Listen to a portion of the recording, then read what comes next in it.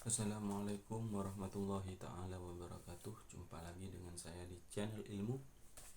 Baik, kali ini saya akan membahas tentang ancaman meninggalkan sholat. Ancaman bagi yang meninggalkan sholat 5 waktu sangatlah keras sekali, bahkan karena kedudukannya sebagai pilar pokok agama Islam.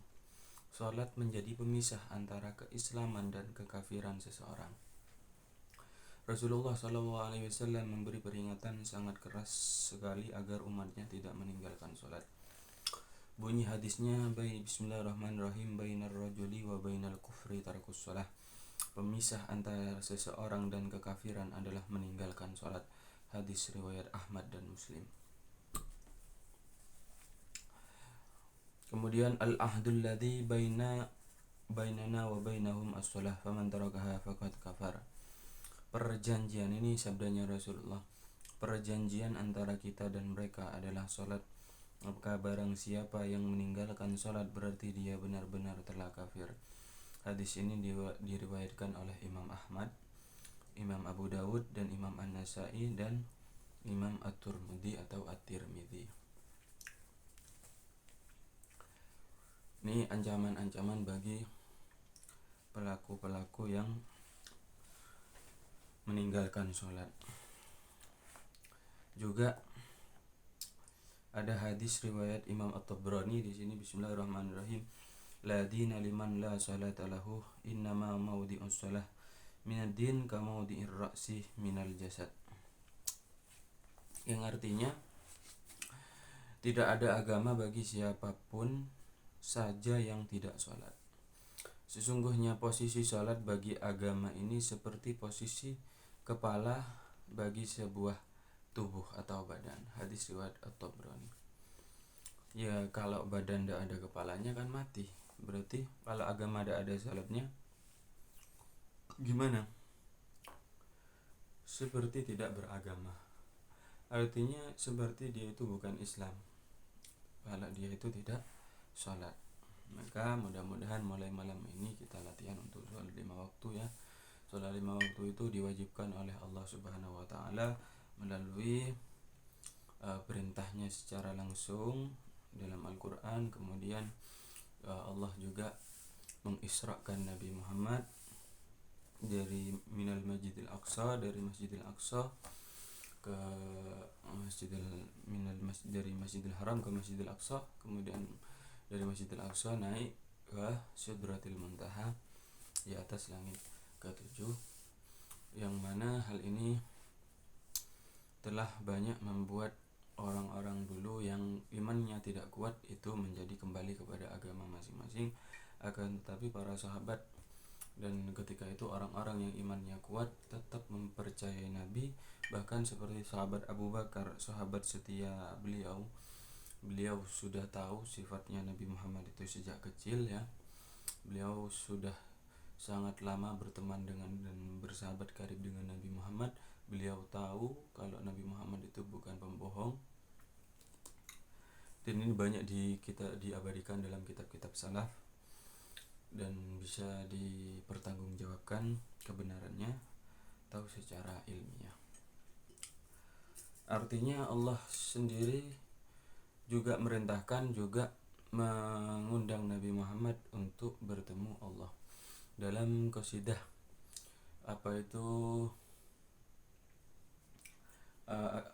akidatul awam ya, akidahnya orang-orang yang awam itu dijelaskan hatta ra'an nabiyyu rabban kallama, sehingga Nabi Muhammad itu naik ke Sidratil Muntaha dalam peristiwa Isra Mi'raj wa fardi khamsatin bilam dirai. Kemudian Allah mewajibkan salat yang awalnya 50 waktu menjadi 5 waktu. Itu salat yang kita tahu sekarang, salat 5 waktu. Itu dulu awal mulanya perintah dari Allah adalah 50.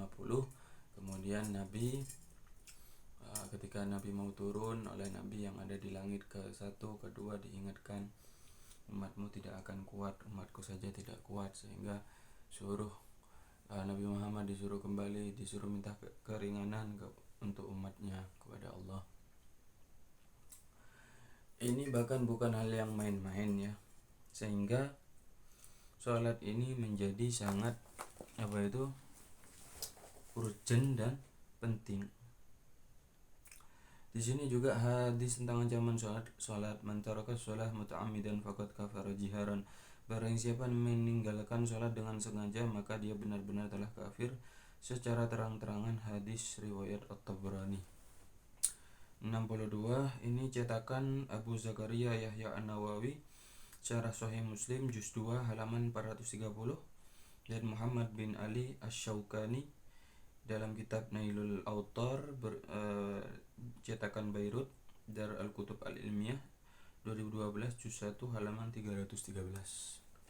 Artinya saya tidak cuma ngomong tapi ada literaturnya sehingga bisa dipertanggungjawabkan secara ilmiah, tidak asal ngomong.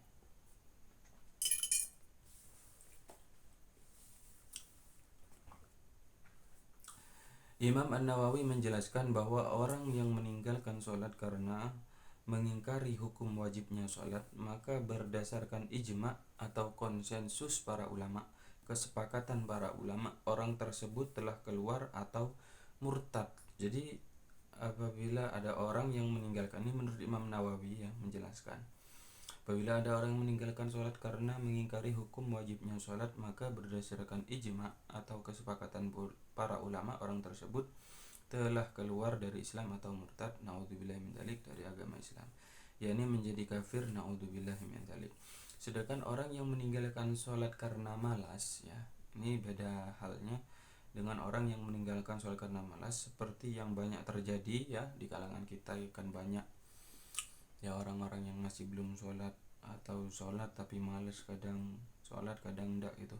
Maka menurut Imam Asy-Syafi'i, orang yang demikian ini dan Imam Malik serta mayoritas para ulama, hukumnya tidak menjadi kafir namun menjadi fasik. Artinya tidak sholatnya seorang tersebut tidak menjadikan meninggalkannya sholat orang tersebut menurut Imam Syafi'i dan mayoritas ulama yang lain tidak menjadikannya itu menjadi kafir, akan tapi dihukumi fasik. Fasik ini artinya sering melanggar atau melakukan dosa-dosa yang dilarang oleh Allah. Ia harus dituntut untuk bertaubat. Jadi harus dituntut untuk bertaubat, dan jika ia menolak maka harus dijatuhi had atau berupa hukuman mati oleh pemerintah Islam jikalau di Indonesia ini menerapkan hukum Islam. Karena Republik Indonesia ini tidak menerapkan hukum Islam, artinya pakai Undang-Undang 1945, maka ya tidak dijatuhi hukuman mati karena meninggalkan sholat. Tapi kalau hidup di negara yang menerapkan hukum Islam, maka akan dijatuhi hukuman mati. Bahkan menurut Sayyidina Ali radhiyallahu anhu, hukum orang yang meninggalkan sholat karena malas juga menjadi kafir ya. Nah, ini kan Sayyidina Ali ya.